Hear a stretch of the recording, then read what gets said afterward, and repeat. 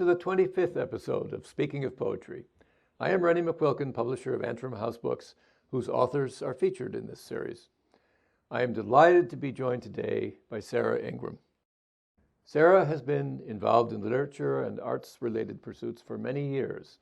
A former editor of the Globe Pequot Press, Sara is not only a poet, but a dancer and a choreographer. She has received grants from the Connecticut Commission on the Arts for a dance production of A Child's Christmas in Wales, and for her work in dance and education at the American School for the Deaf. A certified teacher, she has been an instructor of the gifted in Connecticut public schools for the past 25 years. She lives in Deep River, Connecticut, with her husband, Peter, who is here in the audience today. Welcome to Speaking of Poetry, Sara Ingram. Thank you, Rennie. It was a great honor to be chosen to be a poet from Antrim House Books. I have admired your attention to detail, your sensitivity to language and thought, and your dedication to poets in Connecticut. If people are not aware of the monthly calendar that you present on your website, I would direct them to check it out, because there are many, many different venues that you present every month. I would not be a poet if I were not my mother's daughter. My mom was a public librarian for 30 years, and she followed her mother, who had been the librarian for 25 years. Mom gave me a love of literature, probably because she read to me. And I have a very clear memory of her presenting what a poem was to me. It was a summer afternoon. We were in the backyard under this huge oak tree. The family had just bought a new green chaise lounge that was brought on the lawn. Mom sat on the lounge, and she read to me the poem Trees by Joyce Kilmer. To paraphrase some of the lines, I think that I shall never see a poem as lovely as a tree who in summer wears a nest of robins in her hair, a tree who looks at God all day and lifts her leafy arms to pray. And then there were the memorable last two lines, poems are made by fools like me, but only God can make a tree. Well, when I got to Breadloaf Writers' Conference several years later, or quite a few years later, I was told that this was probably the worst poem that was ever written. And they gave several reasons for it. One of them being that the lines could be arranged in any order and that there was no internal tension within the poem. But thinking back, for an adult trying to teach a young child, I was about 5, what a poem could be and the idea of what a metaphor could be, I think that Mom had picked the perfect poem. And frankly, I've always loved the poem, and I still live in the woods, and the huge oak tree is in the backyard, and I find myself writing about trees often. Besides teaching me about poetry, my mom also wanted to tell me what life was like when she was growing up. And when she was a girl, May Day, May 1st, was a very special day. In the schools, girls wore white dresses. There was a maypole with beautiful streamers hanging from it, and the girls did a dance around the maypole. Boys might do the sword dance. And then later in the evening, you would take a May basket filled with flowers, candies, to a special friend.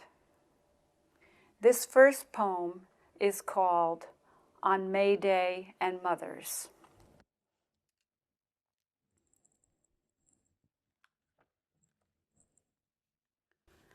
On May Day and Mothers. When I was 10, my mother initiated me into the merry rites of spring. It all started when she found the pretty paper cutouts at Miss Brooks's gift shop that, when folded in proper fashion, would make delicate baskets to be dropped at Deep River doorways. In her day, there was a maypole dance, girls wearing white dresses, and then baskets of candies and flowers, not left for elderly relatives or girlfriends who might enjoy the treat, but at the doors of prospective boyfriends. And so on May Day evening, my baskets carefully assembled, Mom and I drove to High Street, where two boys from my 4th grade class lived in houses side by side. The plan was for me to drop a basket filled with violets and candies, knock on the door, and then run somewhat slowly for the car. The young man, if he had heard of the custom, which of course he hadn't, was to chase me and give a chaste kiss on my cheek. A 4th grade boy kissing a girl? What was she thinking of? Gripping the paper handle, I approached George's house with trepidation. His mother, answering the door, knew this unusual practice and notified him of his duties. George stood stock still, gripping the kitchen table, as I made my way back to the car unmolested. The second stop was at Bart's house. He and I played horses at recess. He would chase, catch, and corral me with the other girls. Unfortunately, it's politically incorrect to corral girls nowadays. Luckily, Bart's mother also knew the proper response, and as Bart gave his best cowboy run, and I my best gallop, I leaped into the car as he bellowed a hearty, "Hi-oh, Silver!" We drove home in the old Ford, Mom pleased that she had introduced me to some ways of harmless flirtation, and I wondering what Bart would tell the kids the next day. He didn't mention it to the others, but when he corralled me at recess, he held my arm a little tighter and a whole lot longer, almost letting his hand slip into mine as he placed me gently with the other Mustangs in the 4th grade girls' corral.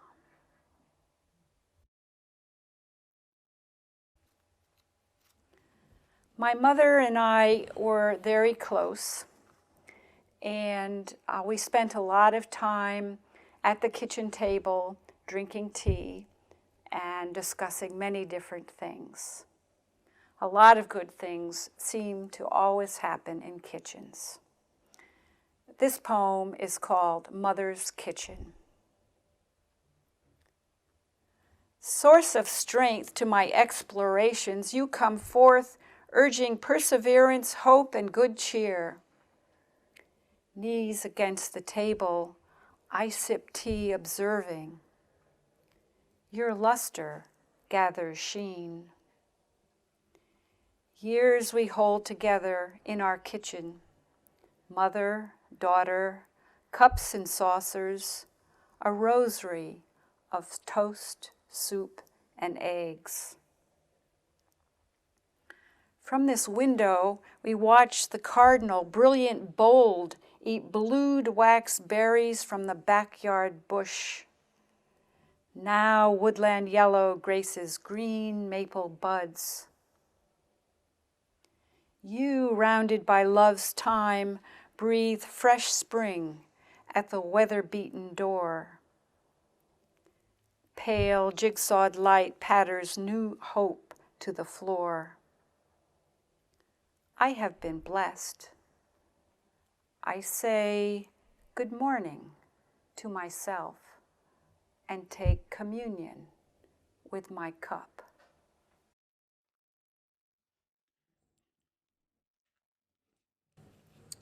Most days after school, I would take the bus home, and my father would take care of me in his little manufacturing company that made outdoor lighting fixtures that was at the bottom of our very steep north-faced hill. My father was a very playful man who had a great imagination, and we would act things out. One of the things that we liked to act out was a radio advertisement about two British mountain climbers who were scaling the Alps. And their names were Chum and Chumley. They had loops of rope, pickaxes, crampons on their boots, and one would scale up to the top and he'd call down and he'd say, "Are you okay, Chumley? Come on up. The view is fantastic." And then the fellow at the bottom would say, "Help! My foot's caught in a crevice. Help!" And so we would act this out and embellish the scenario. And what happened was we ended up calling each other Chum and Chumley. He was Chum, I was Chumley, and this lasted his whole life. The title poem of my book, Sounds of House and Wood, was written for him. Sounds of House and Wood for Chum. This morning, swaddled in dreams and pillows, I listen to the gentle closing of the door and think of you. Rising early, eating alone, padding about not to wake your loved ones, you tiptoe purpose. Today a hammer strikes across the hill, change and interruption to this natural environment. I appreciate the quiet of the woods and the kindliness of you. Listen to the snow murmur down the pines. Strain to hear the snowplow finally coming through. Listen for the phoebe bringing signs of spring. Saw-wet owl playing us a trick. Rustle of the wind rehearsing leaves for fall. But my favorite sound of house and wood always comes through you. The gentle shutting of the door, and then working day past, it opening up again, and you've come home. This morning, I memorized that sound, knowing that someday it will only be a memory in the treasury of my heart. Well, I grew up and I moved away, and I had many jobs and was lucky to visit many different interesting places. And one of the favorite places I visited was Nikko, Japan. It's a small village in the mountains north of Tokyo where there is a Shinto temple and a Buddhist temple. And it's probably best known for the three monkeys that represent see no evil, speak no evil, hear no evil, that are carved in the big temple door. I visited Nikko around New Year's, which is a huge holiday in Japan. And this poem is about a night walk through the village. It's called Japanese Night. It is so cold and windy, my hands burn outside my pockets, but I keep one out to hold yours. We climb up the deserted street, past the many shops with glass sliding doors, and wonder if there is anyone to drink from the big brass teapot on that wood-burning stove. The wind rattles a tree branch against a darkened soba stand. It blows through the buttons of my coat. With your free hand you carry a small flag that has fallen from a lamppost. Not knowing what it says, we know it was decoration for the new year. Pushed in my pocket is a long stem rose you have bought for too much money. There is more to be felt than said on this night walk. At the top of the hill is our inn. You run and slide on some ice. The wind chimes a broken glass play to the trees and stars. They do not care if we listen. Through the window, I can see a Japanese man smile. I push the door open. You follow, clapping your hands together. We stamp our feet, and the Japanese man bows low.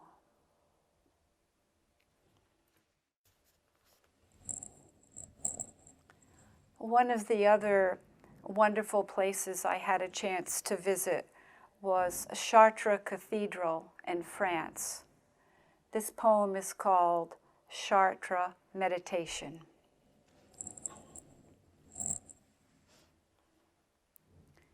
Mary in cobalt blue, I sit with other pilgrims studying your face. For centuries, artisans have tried in vain to replicate Chartres blue, the majestic color of your cloak. But recipes whispered secretly were buried with medieval craftsmen. All of your fragile pieces were removed from their leaden framework, then hidden in a bunker before the bombs of World War II. Now you are restored to your throne high on the south wall. Legend says that one priest contemplated your face until you smiled at him. Mercy passed in a burst of sunlight like a trumpet from a parapet, heralding the arrival of a king.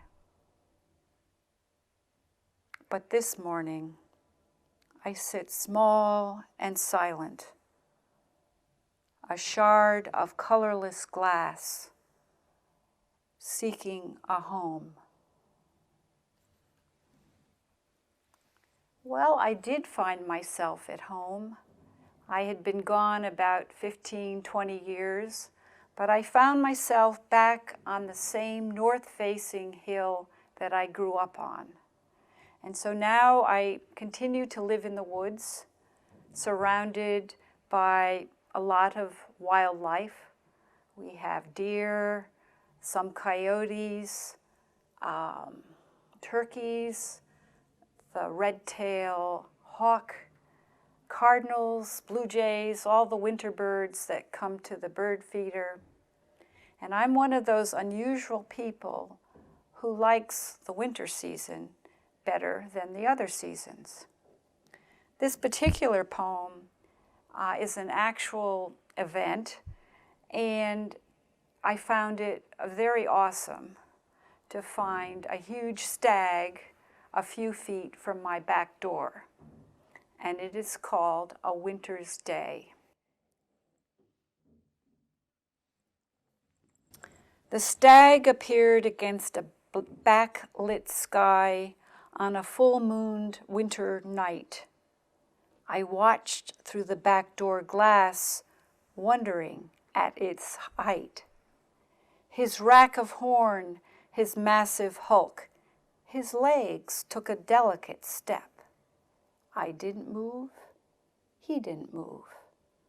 Partners in silent duet.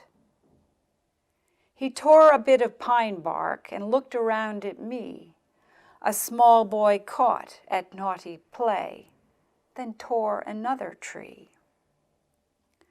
Round 5 a.m. I heard the shots of hunters way out back. Did they find my nightly visitor? Did snow reveal his track? That afternoon I found the place where he froze before a gun. The mangled ground, brown dead leaves, a tempest all around. Death juggles its puzzles where it may. Why this? Why that? I start to say. A crow flies low this winter's day. I kick the bloody snow away. During the winter months, I am always reminded of the paintings of Peter Bruegel with his very stark landscapes. There's the white snow, many gray, brown, sepia colors of trees, dead leaves. And then usually his paintings have a focal point that might have a strong bit of color or a definite spot that he wants you to focus on. This poem is called Bruegel's Cardinal.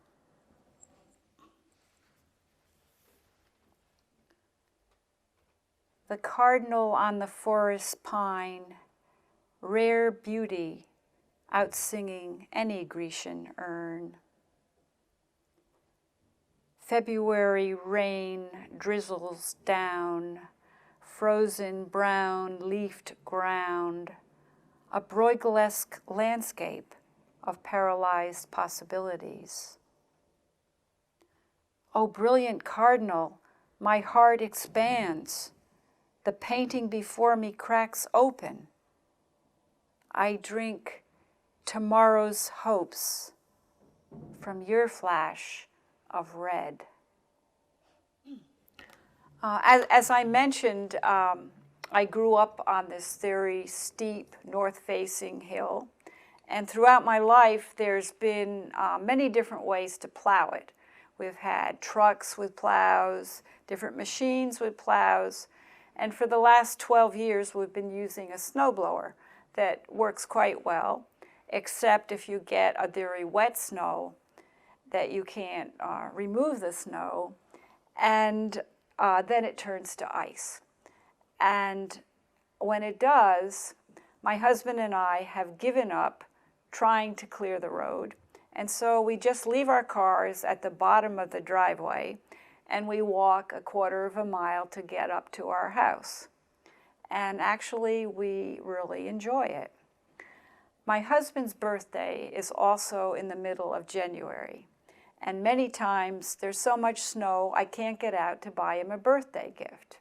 And so instead, he gets a birthday poem. This poem is called January Weather for Peter. This winter we climbed the hill once, twice, too many times to count. Our gloves wrapped around bottles, books, mail. We backpack supplies to our Arctic post. Leaning forward, we inch upward. Sometimes a patch of tarmac teases us with a glimpse of road. A rim of snow cut like a frosted cake by the snowblower, crystalline drifts glaze the luge run to the bottom. Chipping ice, I imagine Shackleton on his miraculous exploration to the South Pole.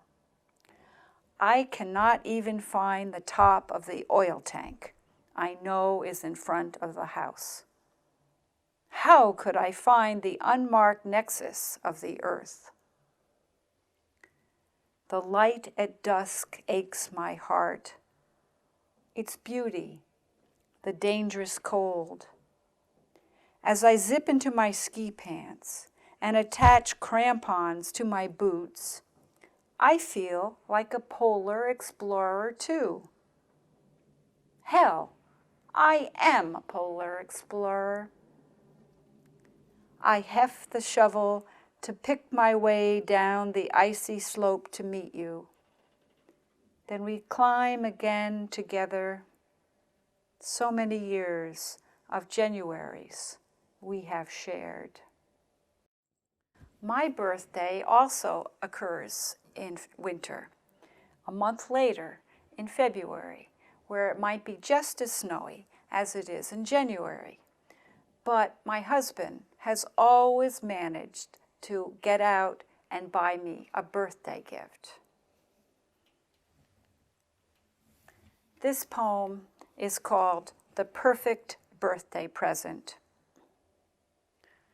My husband went to Talbot's to buy my birthday present, a yearly duty done with love and dedication, despite no interest in spending an afternoon in a woman's clothing store.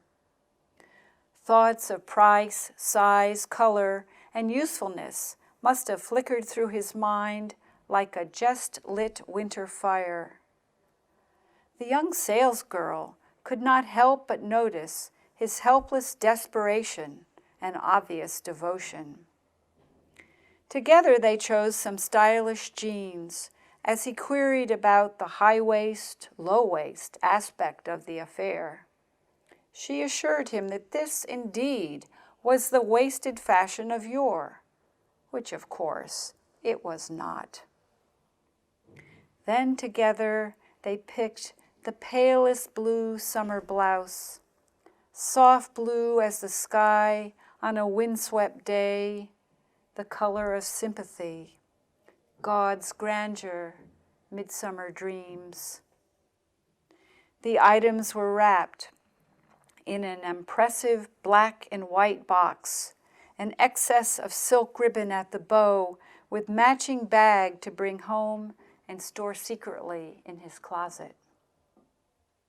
For 2 weeks now, the open box has sat on the bed in the guest room.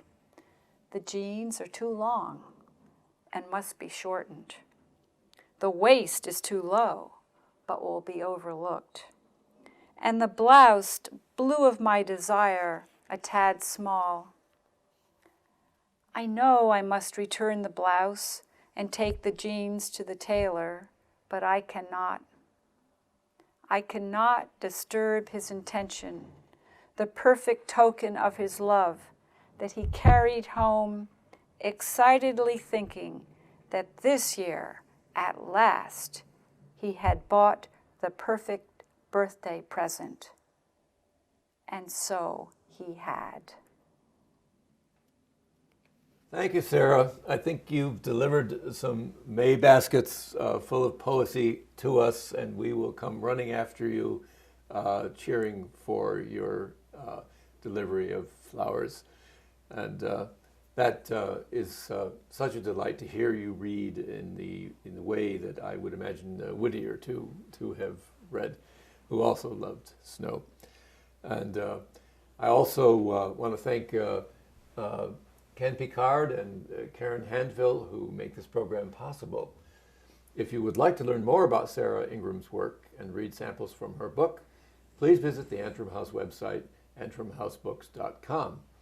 You may also be interested in other Antrim House poets whose lives and works are described on the website. Goodbye for now until we meet again next month for the 26th installment of Speaking of Poetry.